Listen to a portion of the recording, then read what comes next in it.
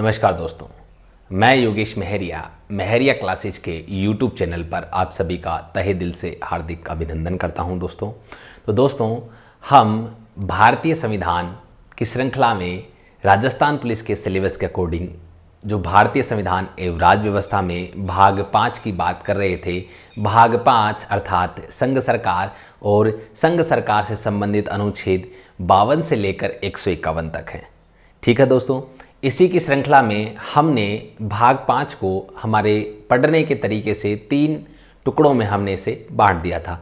पहला टुकड़ा कार्यपालिका, दूसरा टुकड़ा व्यवस्थापिका, तीसरा टुकड़ा न्यायपालिका।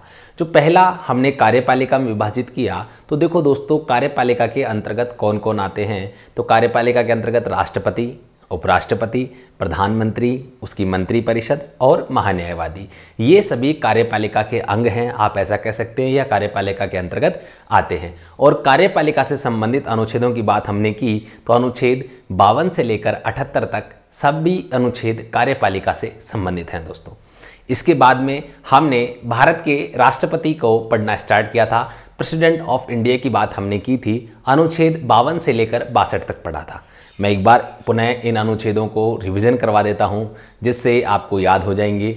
अनुच्छेद 52 भारत के राष्ट्रपति, अनुच्छेद 53 संघ की कार्यपालिका शक्तियां, अनुच्छेद 54 राष्ट्रपति का निर्वाचन मंडल, अनुच्छेद 55 राष्ट्रपति की निर्वाचन पद्धति, अनुच्छेद 56 भारत के राष्ट्रपति का कार्यकाल, अनुच्छेद 57 भारत के राष्ट्रपति का पुनर्निर्वाचन, अनुच्छेद 58 राष्ट्रपति पद के लिए योग्यताएं, अनुच्छेद 59 राष्ट्रपति पद के लिए शर्तें, अनुच्छेद 60 राष्ट्रपति पद के लिए शपथ है दोस्तों। इसी के साथ अनुच्छेद 61 में राष्ट्रपति की महाभियोग प्रक्रिया का उल्लेख है। अनुच्छेद 62 में कुछ दशाओं में यदि राष्ट्रपति का पद रिक्त हो जाता है तो ऐसी आकस्मिक परिस्थितियों में किसी व्यक्ति द्वारा राष्ट्रपति के पद पर कार्य किया जाना और ऐसी परिस्थितियों में 6 महीने के अंदर राष्ट्रपति का चुनाव किया जाना। इस प्रकार से हमने टोटल आपके पूरे 11 अनुच्छेद पहले पढ़ लिए। ठीक है दोस्तों, अब हम बात करेंगे दोस्तों वर्तमान में जो हमारा सबसे महत्वपूर्ण राष्ट्रपति की शक्तियां हमारी चल रही थी और जो काफ़ी इम्पोर्टेंट हैं, क्योंकि जैसा आपको पता है भारत और चाइना के मध्य युद्ध की स्थिति बनी हुई है। कभी भी हो सकता है और नहीं भी हो सकता, अर्थात वर्तमान में दोनों देशों के मध्य टकराव की स्थिति उत्पन्न हो चुकी है दोस्तों। चाइना हालांकि इस मामले में थोड़ा नरमी बरत रहा है, लेकिन कभी भी उसके वादों पर भरोसा नहीं किया जा सकता, क्योंकि आपको पहले भी पता है 1962 में भी चाइना ने ऐसा ही कहा था कि मैं पीछे हट रहा हूं और फिर आक्रमण कर दिया था। लेकिन इस बार हमारी सेनाओं के हौसले और बुलंदियां, हमारे सेनाओं के हौसले और भी मजबूत हैं दोस्तों, क्योंकि वो चाइना की इन हरकतों से वाकिफ़ हैं।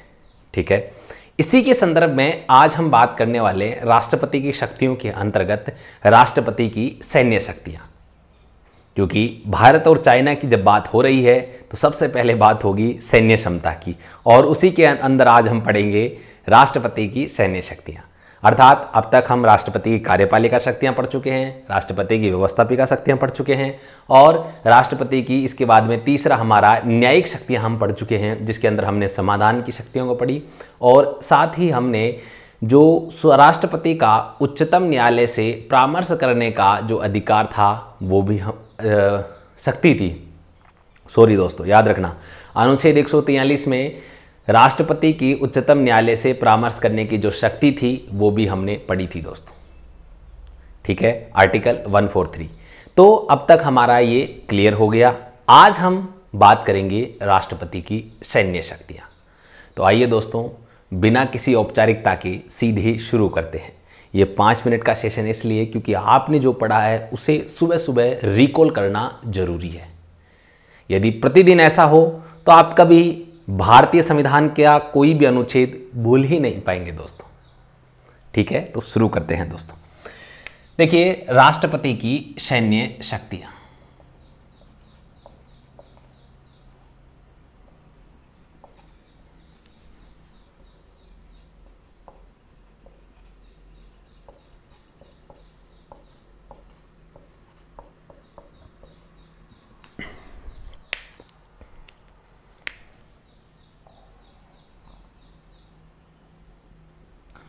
अब देखो दोस्तों, सबसे पहले यदि हम बात करें राष्ट्रपति की सैन्य शक्तियों का प्रावधान भारतीय संविधान का कौन सा अनुच्छेद करता है, तो हमें ये जानकारी प्राप्त होती है भारतीय संविधान के अनुच्छेद 53 से।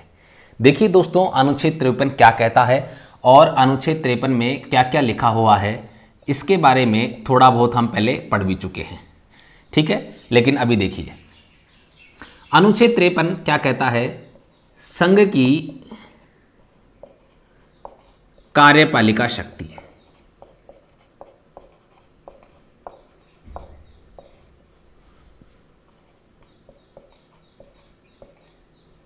अब मेरे जिन मित्रों ने यह अनुच्छेद पढ़ लिया है वो कह रहे होंगे सर यह अनुच्छेद तो हम पहले पढ़ चुके हैं। जी हाँ दोस्तों, हमने जब राष्ट्रपति का पढ़ा था उस समय भी हमने अनुच्छेद 53 की बात की थी। उसके बाद में हमने कार्यपालिका जब शक्तियां जब पढ़ी थी तब भी हमने अनुच्छेद 53 की बात की थी। लेकिन जो हमारी सैन्य शक्तियां जो राष्ट्रपति की हैं उनके संदर्भ में भी हम अनुच्छेद 53 ही पढ़ेंगे, क्योंकि इसी में तो बताया गया है कि संघ के रक्षा बलों का सर्वोच्च समादेश राष्ट्रपति में निहित होगा। ये बात कौन सा अनुच्छेद कहता है? भारतीय संविधान का अनुच्छेद 53 दो इस बात का उल्लेख करता है दोस्तों कि संघ के सभी रक्षा बलों का सर्वोच्च समादेश राष्ट्रपति में निहित होगा। इस बात का क्या अर्थ है उसको भी हम जानेंगे। तो आइए सबसे पहले अनुच्छेद 53(2) अर्थात अनुच्छेद 53 की धारा 2 ये प्रावधान करती है संघ के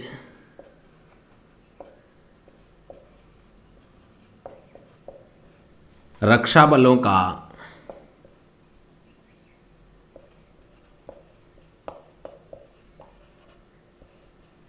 सर्वोच्च समादेश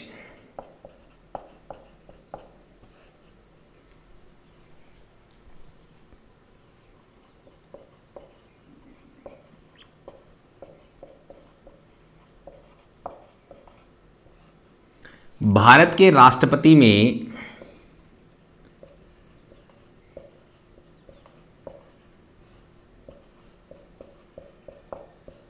निहित होगा।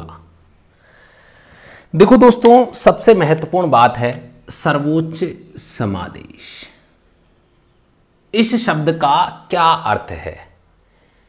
आपने बहुत सी बार पढ़ा होगा कि तीनों सेनाओं के सर्वोच्च कमांडर कौन है? राष्ट्रपति। तीनों सेनाओं के सर्वोच्च सेनापति कौन है? राष्ट्रपति। कई बार एग्जाम्स में क्वेश्चन भी आया है और आपने उत्तर भी दिया होगा, या आपके जो बड़े भाई वगैरह हैं जिन्होंने एग्जाम्स दिए उन्होंने उत्तर दिया होगा। तो इस प्रकार का सवाल पूछा जाता रहा है, ठीक है।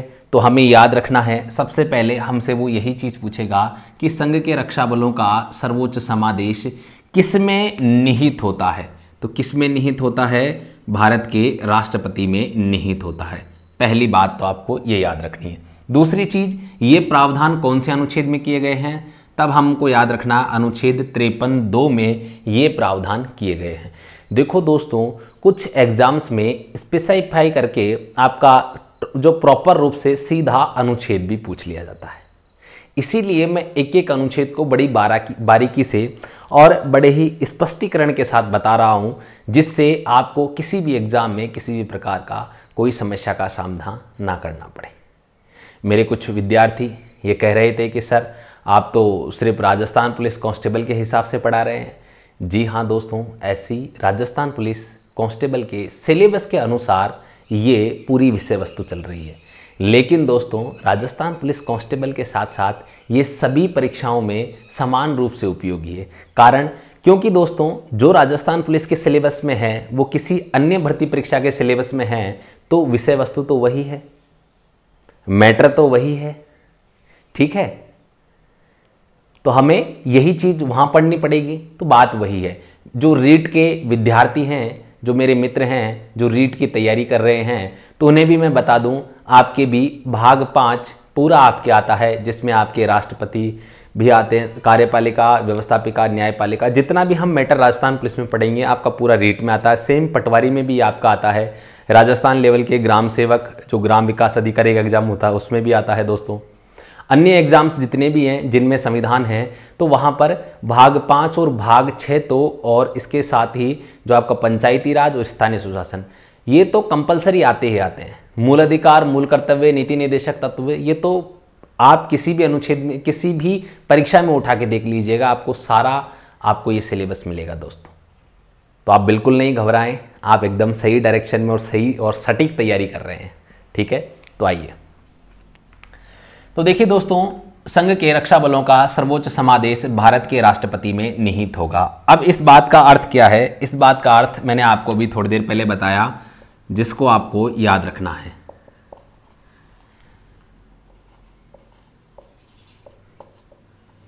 तीनों सेनाओं का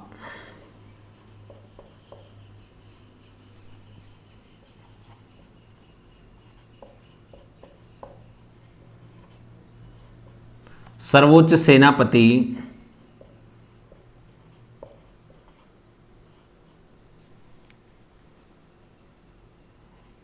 कौन होता है दोस्तों?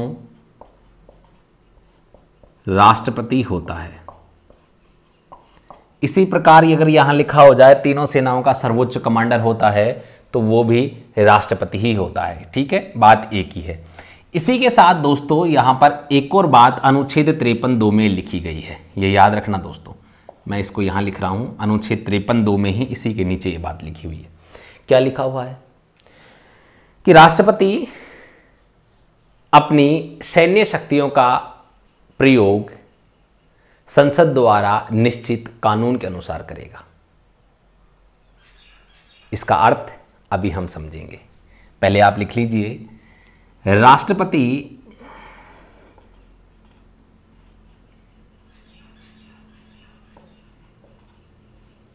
अपनी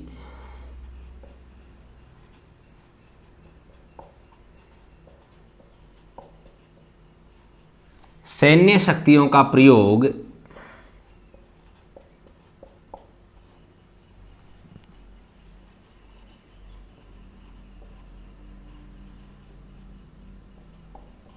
संसद द्वारा निश्चित कानून के अनुसार करेगा।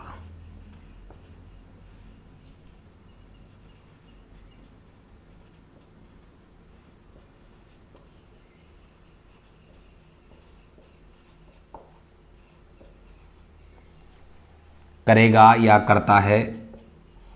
देखो दोस्तों, भारतीय संविधान में ये तो बता दिया गया कि राष्ट्रपति अपनी सैन्य शक्तियां, तीनों सेनाओं की जो सर्वोच्च शक्ति है वो भारत के राष्ट्रपति में निहित होगी। ठीक है, लेकिन इस शक्ति का प्रयोग भारत का राष्ट्रपति किस हिसाब से करेगा, इसका उल्लेख संविधान में कहीं भी नहीं किया गया। वहां सिर्फ एक बात लिख दी गई कि राष्ट्रपति अपनी सैन्य शक्तियों का प्रयोग संसद द्वारा निश्चित कानून के अनुसार करेगा।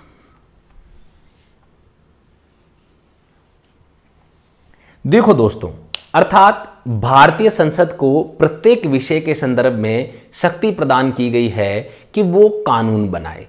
तो भारतीय संसद ने इस संदर्भ में भी कानून बना रखा है कि राष्ट्रपति किस हिसाब से अपनी सैन्य शक्तियों का प्रयोग करेंगे। इसका निर्धारण कौन करता है? इसका निर्धारण करती है भारतीय संसद। यदि आपसे पूछ लिया जाए और एग्जाम में सवाल आ जाए कि राष्ट्रपति अपनी सैन्य शक्तियों का प्रयोग करते हैं संसद द्वारा निर्धारित कानून के अनुसार, स्वयं की इच्छा से, सर्वोच्च न्यायालय की सलाह से, उपरोक्त सभी, या मंत्री परिषद की सलाह से, तो आपको वहाँ एक स्पेशली चीज़ याद रखनी है, संसद द्वारा निर्धारित कानून के अनुसार। अब संसद ने क्या निर्धारित कर रखा है? संसद ने यह निर्धारित कर रखा है कि राष्ट्रपति अपनी सैन्य शक्तियों का उपयोग या प्रयोग मंत्री परिषद की सिफारिश पर ही करेंगे। यानी कि मंत्री परिषद जैसा सैन्य शक्तियों का प्रयोग करने के लिए भारत के राष्ट्रपति को कहेगी, वैसे ही भारत के राष्ट्रपति इन शक्तियों का प्रयोग करेंगे। दोस्तों, यहाँ पर आप ध्यान रखना, यानी कि हमारे भारत के राष्ट्रपति भारतीय संविधान के अनुसार जब भी कोई काम करेंगे तो वहाँ पर मंत्री परिषद की सलाह के अनुसार ही ये काम उन्हें करने हैं। कोई भी काम हो, अधिकतर काम जितने भी हैं वे सभी मंत्री परिषद की सलाह से ही संपन्न होंगे। जब हम भारतीय संविधान का अनुच्छेद 74 पढ़ेंगे वो इसी बात का प्रावधान करता है दोस्तों। ठीक है, जब हम अनुच्छेद 74 पढ़ेंगे तो काफ़ी डिटेल में उसे हम समझेंगे, जिससे आपके सारे कंसेप्ट क्लियर होंगे। लेकिन अभी आप यहाँ पर इस बात का ध्यान रखें दोस्तों। उम्मीद करता हूँ दोस्तों आपको समझ में आ रहा होगा। तो आगे हम बात करते हैं। अब देखिए, निश्चित कानून के अनुसार होगा, ठीक है साहब। अब भारत के राष्ट्रपति द्वारा जो निश्चित कानून के अनुसार क्या क्या किया जाता है, तो यदि हम यहाँ बात करें तो मैं आपको यहाँ बता दूँ, नोट डाल के आप लिख लें। इसी के क्रम में सबसे पहली बात तो ये करता है कि भारत के राष्ट्रपति द्वारा तीनों सेनाओं के सेना अध्यक्षों की नियुक्ति की जाती है। तो यहां हम सीधा लिख लें, राष्ट्रपति द्वारा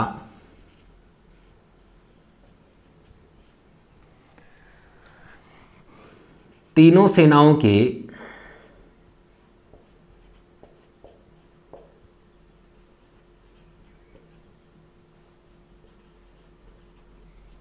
सेनाध्यक्षों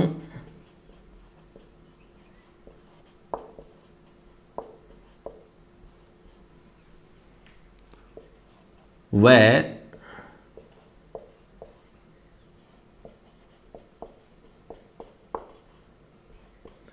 फील्ड मार्शल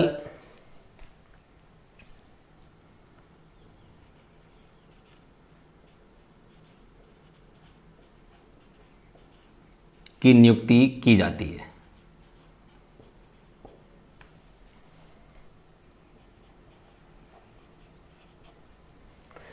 अब देखो दोस्तों, मैं आपको एक चीज यहां पर थोड़ा क्लियर कर देना चाहता हूं। राष्ट्रपति द्वारा तीनों सेनाओं के सेनाध्यक्षों, सेनाध्यक्ष जो वर्तमान में हमारे तीनों सेनाओं के जो प्रमुख हैं उनकी बात की गई है। आपके सामने एक और चीज निकल के आई, फील्ड मार्शल।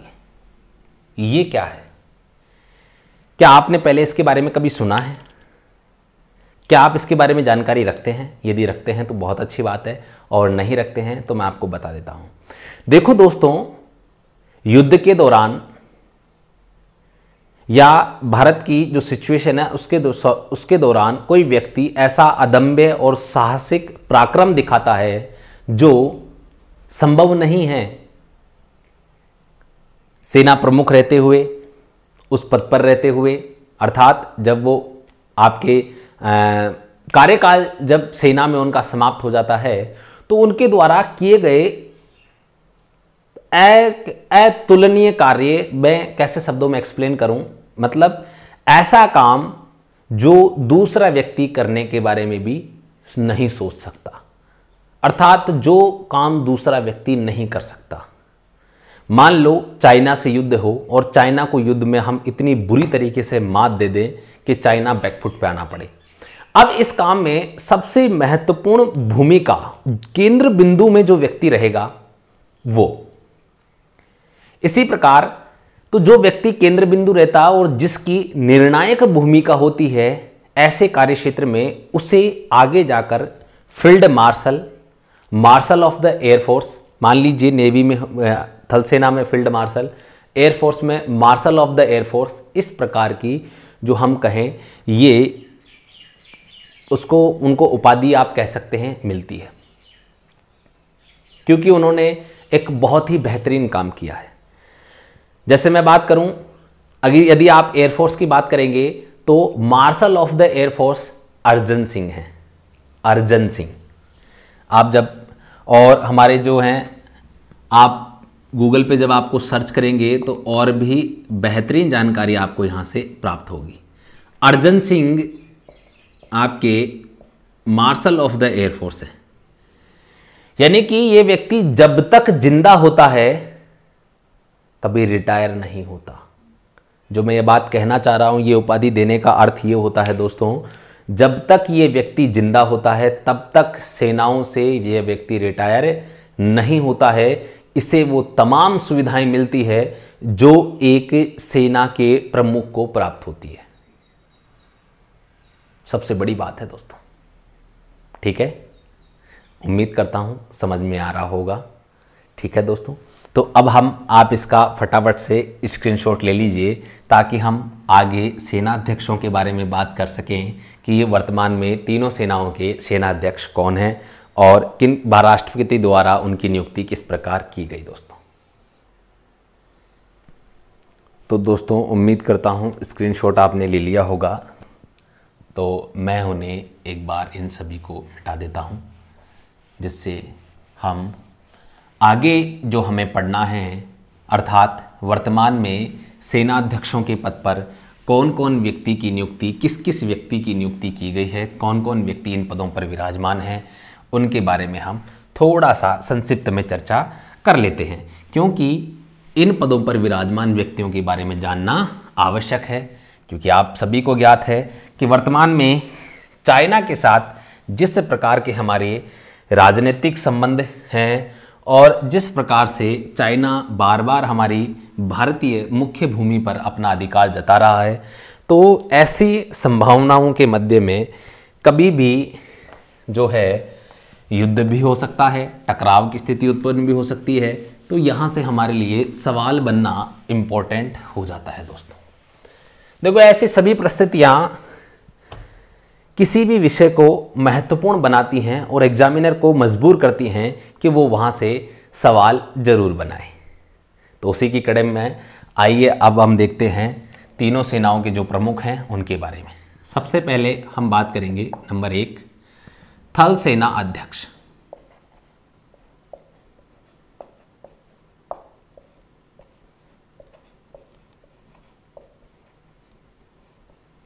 थल सेना अध्यक्ष दोस्तों कौन है? तो वर्तमान में हमारे जो थल सेना अध्यक्ष हैं वे हैं जनरल मनोज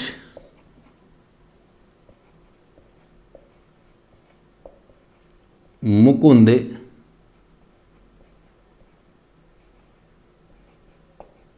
नरवणे। इसी प्रकार हमारे जो वायुसेना अध्यक्ष हैं, यदि हम उनकी बात करें तो वायुसेना अध्यक्ष कौन है दोस्तों? वायुसेना अध्यक्ष हैं हमारे एयर चीफ मार्शल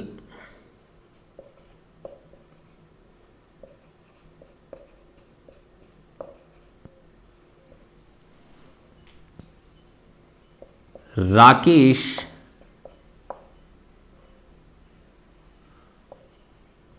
कुमार भादौरिया।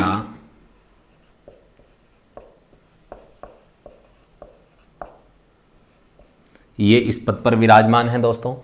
इसी के साथ नंबर 3 बात करें, यदि हम बात करें नौसेना, तो नौसेना के अध्यक्ष पद पर वर्तमान में विराजमान हैं एडमिरल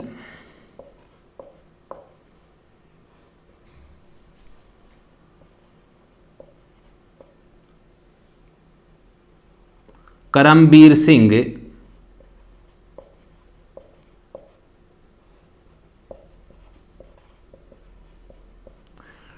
ठीक है दोस्तों। तो ये हमारे तीनों सेनाध्यक्ष हैं। इनकी नियुक्ति कौन करता है? तो आपको यहां पर याद रखना है, जो नियुक्ति की जाती है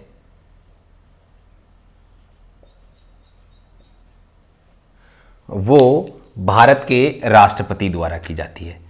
तो मैं आपको यहां पर सीधा लिख रहा हूं, राष्ट्रपति किसके द्वारा नियुक्ति की जाती है? राष्ट्रपति के द्वारा इनकी नियुक्ति की जाती है दोस्तों। साथ ही में यदि मैं यहां पर बात करूं, इन तीनों का जो वेतन है वो जो हम बात करें वो कितना होता है, वर्तमान में इनको कितना वेतन प्राप्त है, ऐसा सवाल भी जो सेना के जो तैयारी कर रहे हैं स्टूडेंट्स उनसे पूछा जा सकता है। मुख्य रूप से तो आपके लिए नाम ही सबसे पहले इम्पोर्टेंट है कि कौन है क्या है। तो देखो, इन तीनों को जो वेतन मिलता है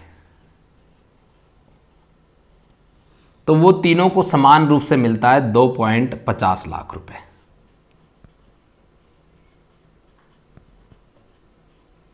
यदि मैं बात करूं, तीनों सेनाध्यक्षों को 2,50,000 रुपए प्रति महीना है दोस्तों। ये याद रखना, ऐसा नहीं है कि आप जो है प्रति सालाना सम लें, प्रति माह है। प्रति माह इनको 2.5 लाख रुपए वेतन प्राप्त होता है। इसके साथ ही में इनके कुछ अलाउंसेज हैं, इनको सरकारी सेवाओं के बहुत सारी चीज़ें हैं जो इनको फ्री ऑफ कॉस्ट उपलब्ध होती है। ठीक है, जितनी भी सुविधाएं वगैरह है, आवास वगैरह है, वो इनको उपलब्ध होती है दोस्तों। तो उम्मीद करता हूँ आपको यहाँ तक सारी चीज़ें समझ में आ गई होंगी। अब देखिए दोस्तों, आगे हम जिसके बारे में बात करने वाले हैं, वर्तमान में एक और चीज़ चर्चा में है, अर्थात सरकार ने एक नया पद बना दिया जिसको हम CDS के नाम से जानते हैं, जिसे हम चीफ ऑफ डिफेंस स्टाफ कहते हैं। इस पद की आवश्यकता क्यों पड़ी, ये पद कब बनाया गया, इस पद पर पहली नियुक्ति किसकी हुई, नियुक्ति कब हुई, इस पद पर रहने वाले व्यक्ति का कार्यकाल कितना होगा, इस पद पर विराजमान व्यक्ति का वेतन कितना है और इस पद पर विराजमान व्यक्ति की भूमिका क्या है। इतने सारे सवाल आपके सामने हैं दोस्तों, इनके जवाब भी आपको मिलेंगे। ठीक है, तो पहले आप इसे फटाफट से उतार लीजिए, स्क्रीनशॉट ले लीजिए, क्योंकि जब हम CDS की बात करेंगे तो पूरा आपका यहाँ तक का बोर्ड भर जाएगा, उसके बारे में हमें काफ़ी विस्तृत रूप से चर्चा करनी है दोस्तों। तो जल्दी कीजिए, फटाफट रूप से आप इसका स्क्रीनशॉट ले लीजिए दोस्तों।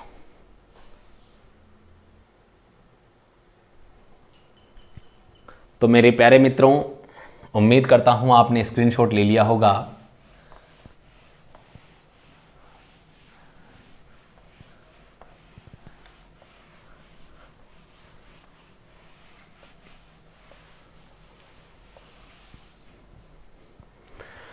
अब देखिए, अब हम बात करेंगे CDS।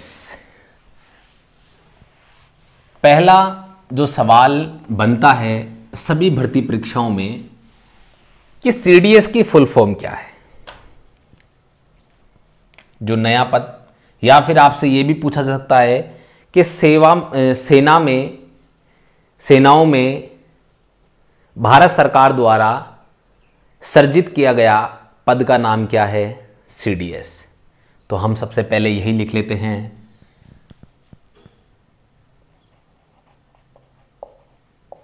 भारत सरकार द्वारा सेना या सेनाओं में, बात एक ही है, आप समझ लेना, सेना में हाल ही में, इस प्रकार से सवाल आएगा, हाल ही में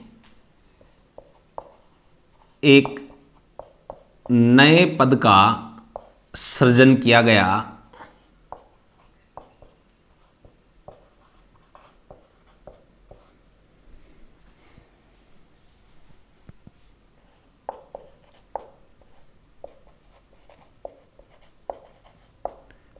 जिसका नाम, आपके सवाल आएगा जिसका नाम है, जिसका नाम CDS है। यह आपके सामने शॉर्ट फॉर्म है दोस्तों। ठीक है, अब नया पद कौन सा है, CDS।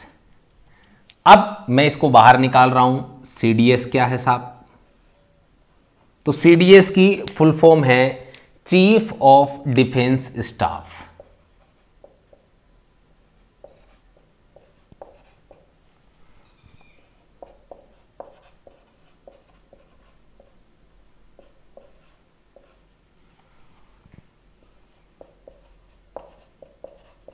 ठीक है, चीफ ऑफ डिफेंस स्टाफ इसकी फुल फॉर्म है दोस्तों। अब मैं इसकी मुख्य जो सबसे पहले आपके जो सवाल बनते हैं उनके बारे में बात कर लेता हूं, फिर इसकी भूमिका क्या है और इस पद की आवश्यकता क्यों पड़ी, उन सब के ऊपर चर्चा करूंगा। सबसे पहले तो कब सृजित किया गया, CDS का जो पद है, पद कब सृजित किया गया।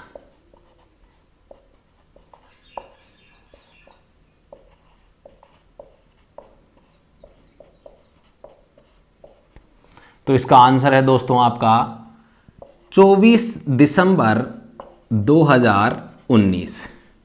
24 दिसंबर 2019 में आपका CDS का पद सृजित किया गया। अब यहां से दोस्तों आपके अन्य सवाल भी एग्जामिनर पूछ सकता है। वो ये नहीं पूछेगा कि सीडीएस का पद कब सृजित किया गया, वो ये पूछ लेगा कि 24 दिसंबर को कौन सा दिवस मनाया जाता है। जी हाँ दोस्तों, एग्जामिनर ऐसे सवाल अक्सर एग्जाम में पूछ लेता है क्योंकि उसे पता है आपने ये पढ़ा है, लेकिन आपने इस डेट पर ध्यान नहीं दिया कि ये डेट क्यों विशेषता रखती है। तो देखो दोस्तों, आप अच्छे से इसको पढ़ना। बीजेपी के एक वरिष्ठ नेता हैं जिनसे इस तिथि का संबंध है। दूसरी चीज, किसान दिवस भी इस तिथि को मनाया जाता है दोस्तों। तो थोड़ा सा आप सर्च करें 24 दिसंबर के बारे में। यदि आप नहीं करेंगे तो अगली कक्षा में मैं 24 दिसंबर के बारे में बताऊंगा ही सही, लेकिन कुछ काम तो आप भी कीजिए। 2 एक्स्ट्रा आपको बातें पता होंगी जब आप खुद सर्च करेंगे, ठीक है। अब देखिए दोस्तों, 24 दिसंबर 2019 को यह पद सर्जित किया गया। तो पहली बात ये सर्जित कर दिया, सर्वप्रथम नियुक्ति किसकी की गई।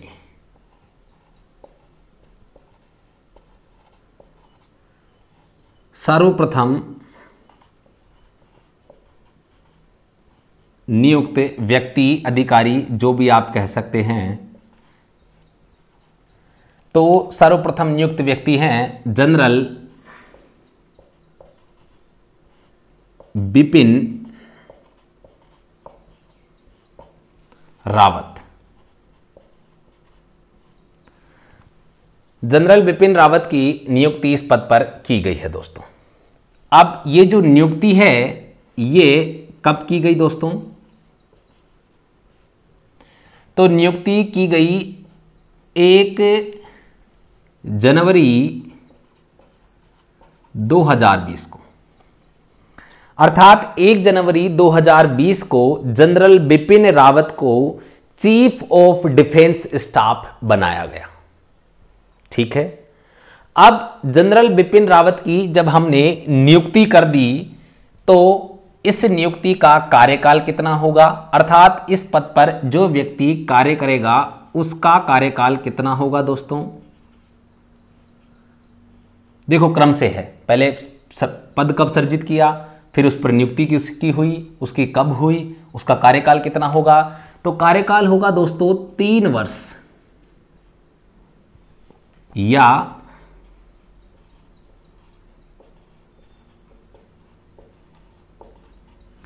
65 वर्ष की आयु,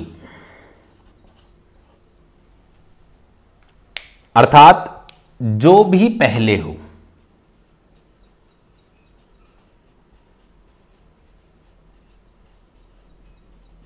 आप कहेंगे सर थोड़ा समझ में नहीं आया।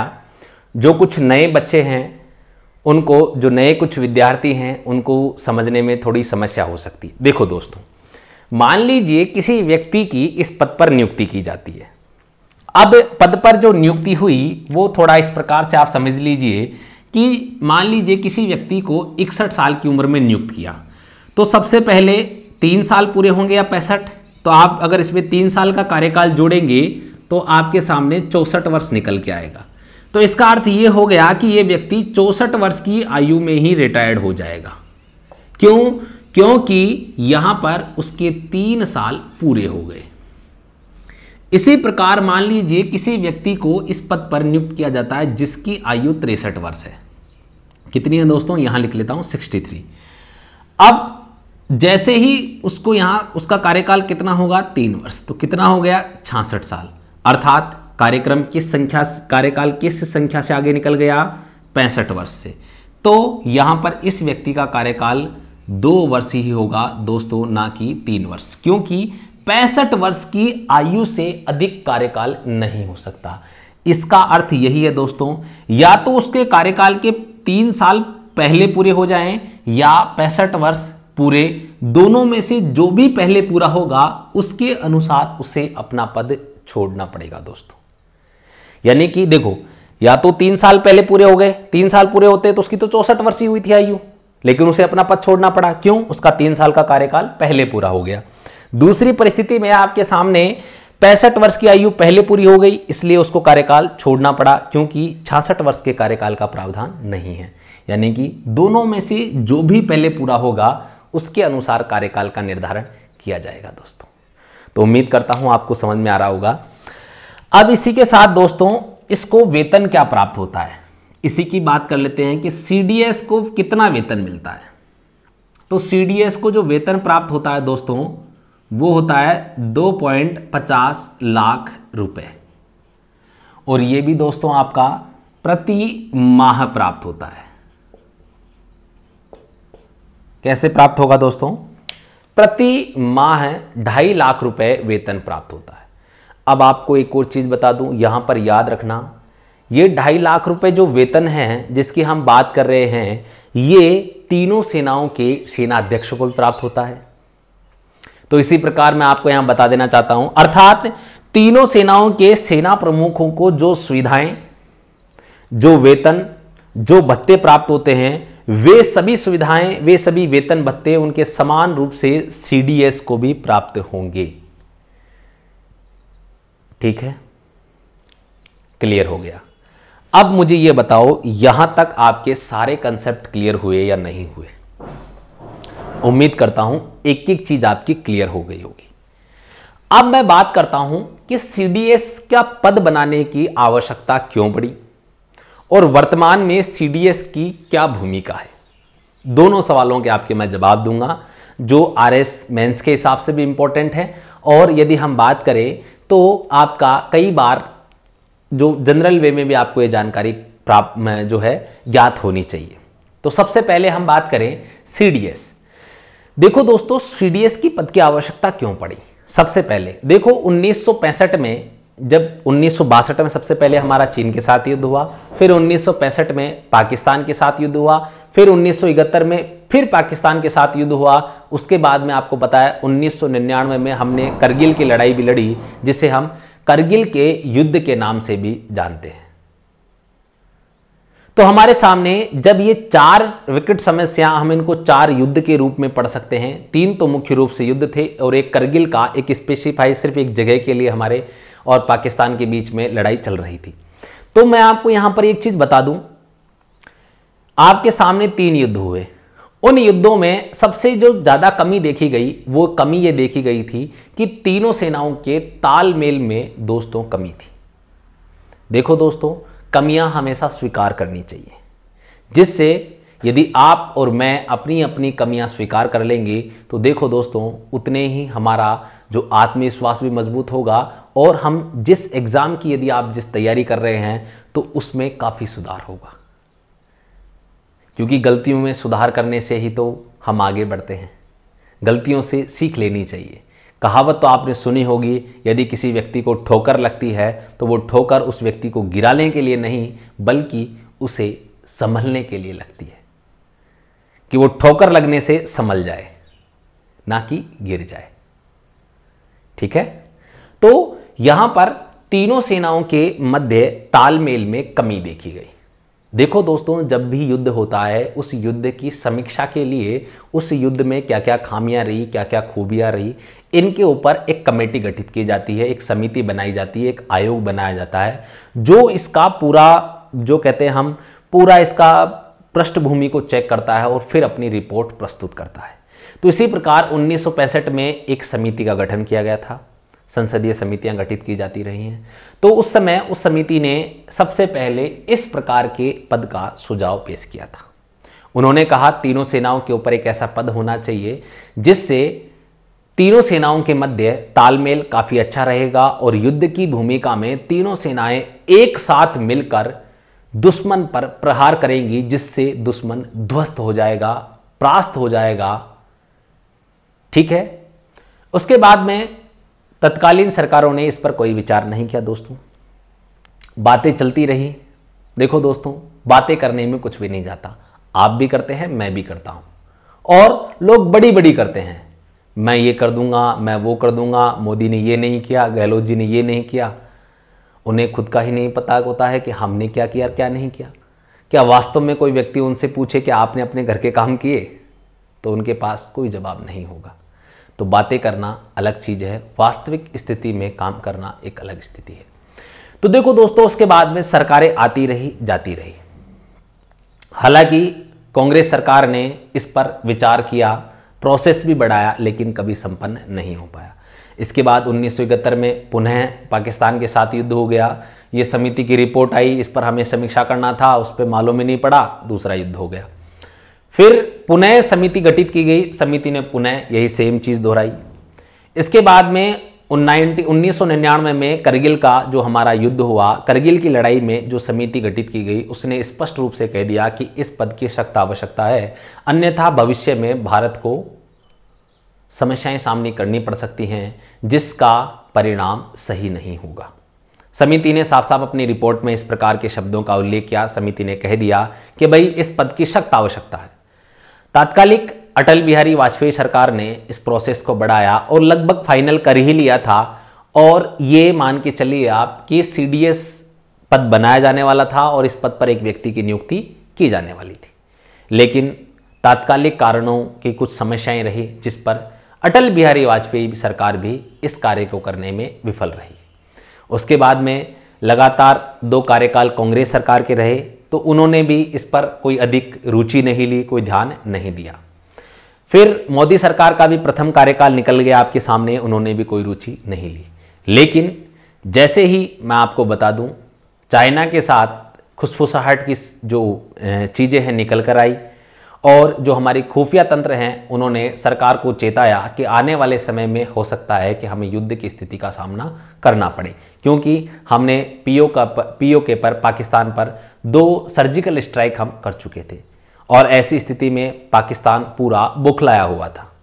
तब तात्कालिक मंत्रिमंडल की बैठक हुई, अर्थात नरेंद्र मोदी जी के, हमारे जो माननीय प्रधानमंत्री हैं उनके नेतृत्व में, और उन्होंने तुरंत प्रभाव से फैसला लिया कि हमें एक नया पद बनाना चाहिए जिसका CDS, जो उन्होंने पुरानी रिपोर्ट्स थी उनके आधार पर CDS का पद बनाया दोस्तों, जिसे हम चीफ ऑफ डिफेंस स्टाफ कहते हैं, और सबसे पहले नियुक्ति की गई जनरल बिपिन रावत की। अब वर्तमान में CDS की क्या भूमिका है, इसके कुछ सवालों के जवाब भी मैं आपको दे देता हूं, आप थोड़ा समझने का और समझने का प्रयास करना दोस्तों। देखिए, वर्तमान में यदि हम CDS की भूमिका की बात करें तो CDS की भूमिका है तीनों सेनाओं के मध्य में तालमेल स्थापित करना, क्योंकि किसी भी विषम परिस्थिति में, राष्ट्रीय आपातकाल की स्थिति में, युद्ध की स्थिति में, बाहरी आक्रमण की स्थिति में सेनाएं सख्ती से दुश्मन से निपट सके।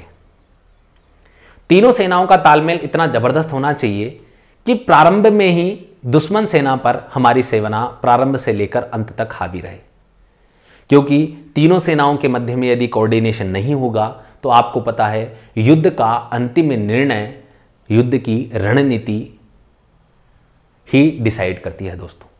यानी कि जिस देश की युद्ध रणनीति सबसे बेहतर होती है वही देश विजय होता है। सेनाएं कितनी भी पावरफुल हो उससे कोई फर्क नहीं पड़ता है दोस्तों, किस मोर्चे पर किस तरीके से सामने वाली सेना को मात दी जा सकती है, यही सबसे महत्वपूर्ण है। और तीनों सेनाओं का कोऑर्डिनेशन किस प्रकार से कार्य करता है, यह सबसे महत्वपूर्ण चीज़ है। इसी को ध्यान में रखकर मोदी सरकार द्वारा CDS का पद सृजित किया गया 24 दिसंबर 2019 को, और वर्तमान में इस पद की सख्त आवश्यकता थी। जैसा कि आप वर्तमान में देख रहे होंगे, भारत और चीन के मध्य में जो टकराव की स्थिति चल रही है, समय समय पर भारत के प्रधानमंत्री अभी लद्दाख जाकर आए, इसके बाद हमारे भारत के गृह मंत्री जो राजनाथ सिंह जी हैं वो भी आपके जो हैं लद्दाख जाकर आए हैं। तो आपको इससे ज्ञात होगा, इससे आपको कुछ चीज़ें समझ में आ रही। भारत के रक्षा मंत्री, गृह मंत्री तो अमित शाह जी हैं, तो हमारे जो रक्षा मंत्री हैं राजनाथ सिंह जी, वो भी अभी हमारी फॉरवर्ड पोस्ट पर गए थे। तो उनके साथ में जनरल बिपिन रावत जो CDS के पद पर हैं वो, और थल सेना अध्यक्ष मनोज मुकुंद नरवणे दोनों ही थे। तो ये वर्तमान में सबसे अधिक चर्चित पद हैं आपके सामने, और आपको इनको विशेषतः याद रखना है दोस्तों।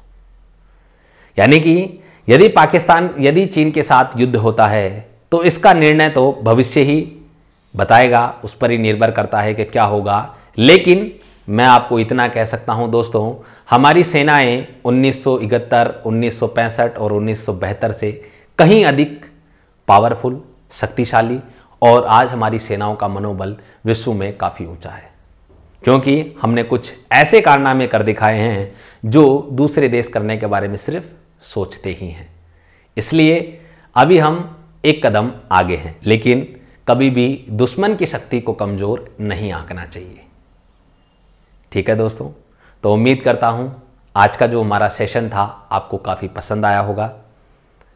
आगे कल हम जो हमारा अगली कक्षा होगी उसमें हम बात करेंगे भारत के राष्ट्रपति की आपातकालीन शक्तियों के बारे में दोस्तों। तब तक के लिए सभी से जय हिंद, जय भारत।